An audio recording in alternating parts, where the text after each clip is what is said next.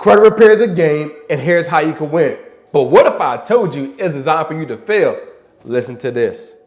There is no way for people like Judy Thomas to get their problem solved. So all these people who take the time to meticulously document a case that the bill isn't theirs or the bill has been paid, that is never seen by anybody. It's not seen by anyone who considers it in determining whether or not information will be removed from a credit report. It's not forwarded on to the person who has the complaint with you. No, it is never forwarded on. Never forwarded on to the creditor. We can get a jury verdict for $1 million. That's chump change to some of these bureaus. They would rather pay a verdict in $1 million than to actually go in and change the policies and procedures that they have, because that's much more expensive to them. I can say this without qualification. The dispute procedures used by the credit reporting agencies, uniformly used, completely fail to comply with the Fair Credit Reporting Act. Courts have found that. The Federal Trade Commission has found that. It's not even a close call. Crazy, huh? Listen to what my lawyer has to say. But yeah, the system is set up to just agree with the original reporter. And let's talk about why. Do you know how Experian, Equifax, TransUnion, they make their money? The billions of dollars, because Capital One is paying them $10, $20, $30 million a year. Every time Capital One sends them information about you, they have to pay them a little bit of money. Mm-hmm. So who are they going to agree with? If you reach out to them and say, I'm right, Capital One's wrong, but Capital One is paying them $10 million a year, are they going to agree with you? Or are they going to agree with their partner? So the system's set up to fail. So you're probably thinking, how can you win? You can either do two things. Do nothing, or listen to what I'm about to share with you on how you can permanently remove that debt off your credit report. In order for you to win, you have to understand how the system works. It's designed for you to fail, like you just saw, but there's a way to actually permanently remove that debt from your credit report once you understand these two things. First, we have to set the credit bureaus up. Second, we have to set the debt collectors up to sue them, and that's how we gonna win. I know what you're probably thinking. How can we possibly do this? Hold on, I got you. Let me break this down. In order for this to work, you have to get your report. Go to annualcreditreport.com and go grab your report. We're going to break that report down into 5 phases: personal information, collections, other negative accounts, hard inquiries, public records. If you're unaware, you want to clean up your personal information, all right? There are different variations of your first name, middle name, last name, address, phone number. You want to clean all that up. Now, this has nothing to do with suing, but when it's time for us to go apply for something, you want to look lendable. Let's talk about these collections. If you have a collection on TransUnion, Experian, or Equifax, here's what you need to do. You need to send a letter to these collection agencies saying that, hey, I refuse to pay that debt. I have a lot going on, all right? Now, if they respond back to you through mail, and it's not saying that, hey, they cut off communication, it's a violation. If they call you, it's a violation. If they text you, it's a violation. If they send you a email, it's a violation, all right? We taking it personal, just like Dion said, it's personal around here. So if they do that, hit me up on Instagram, Dave Talks Credit, and it's game over, all right? Those other negative accounts you have on your credit report, whether it's a charge-off, repossession, or eviction, listen to what my lawyer has to say. Before Mike asks another question. So I always talk about like the consumer reports, the credit bureaus, which is Experian, TransUnion, Equifax, has like incomplete, like it's inconsistent, like the open date last active, all that stuff is not reported correctly. And I tell people to send a letter and tell them to update the information. I don't know or not, but most times they don't update it. Is that technically a violation? And can people technically serve the credit bureaus for not? Yeah, that's a great question. So, back when I was talking to Robin about the ways you can dispute, it has to be inaccurate, incomplete, or too old generally. Well, if they're reporting inconsistently, it has to be one of them, at least one of them have to be inaccurate, right? So one of the things we love to do on the lawyer side, and we absolutely litigate this. I sue credit bureaus for this all the time, and we serve them with federal lawsuits, Dave, because they're reporting inconsistently.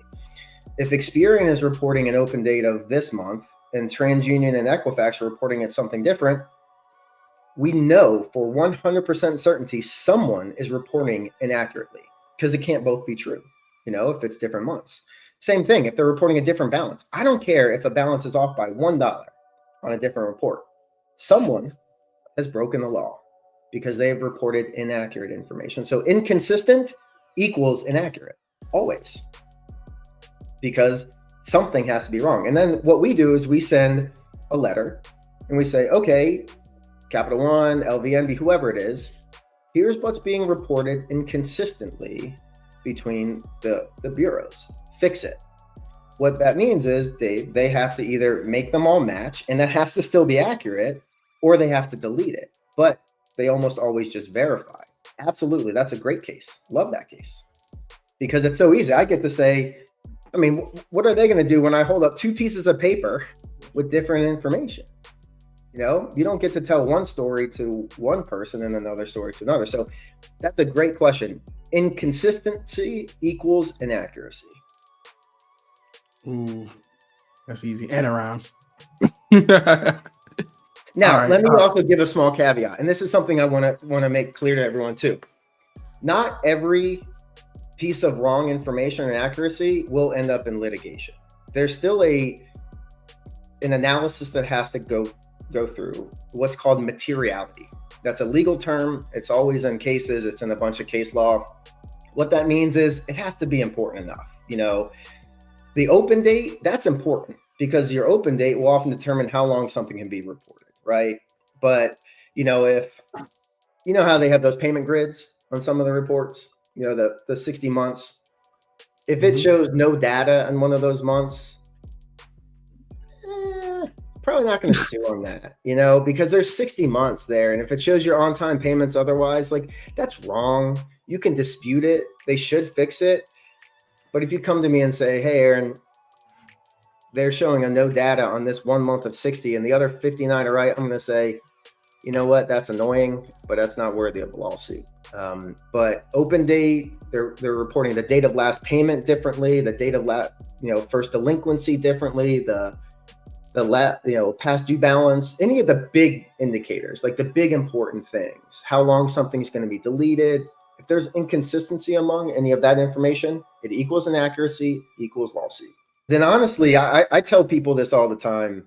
I could just practice with enough people if I just like set up a stand at a flea market outside the grocery store, because there was a special on 20 minutes. Yes, it was 60 minutes, and 60 minutes. Yeah, it was called 100 million inaccuracies. Something exactly, like that. 100 million accuracies, and they shared a stat that 40% of people have material errors on their credit report, and then that means material errors means it is something big enough that will impact your ability to get credit, a job, an apartment. 40% of people. So that means there's 180 people on here, right? So that's 64 people. You know, probably right now, just on this Zoom or live YouTube, have errors that are material. So 40%. And I think that number is low because these companies since then, that's about 10 years old, that CBS segment. In the last 10 years, these companies have started to embrace more technology and more artificial intelligence. And that's causing more inaccuracies. So I would say half or more. So literally, I could just set up outside the grocery store and say, hey, when's the last time you check your credit report? When's the last time you? And half the people are going to have problems. And I could just practice my law that way. But yeah. Let's talk about these public records on your credit report, all right? So if you have a bankruptcy on your credit report, you might be entitled to some money. Here's what I mean. If you go to that bankruptcy and it's on your report, those accounts that are attached to that bankruptcy, if they still have an available balance, you need to hit me up. Number 2, if you don't have that, you need to call. You need to email, you need to text, you need to do whatever you need to do to call the courthouse to get that letter saying that, hey, they don't report to the credit bureaus. And once you get that letter, you want to send it certified to LexisNexis, send it certified to Experian, send it certified to Equifax, send it certified to TransUnion, all right? Saying that, hey, they didn't remove that bankruptcy off your report due to that letter, right? Because they don't report to the credit bureaus. Now, if you have hard inquiries on your credit report and you want them permanently gone, hey, you need to go watch this video right here because I'm basically going to walk you step by step on how to permanently remove them hard inquiries off your credit report due to the consumer law. So go watch that video right there.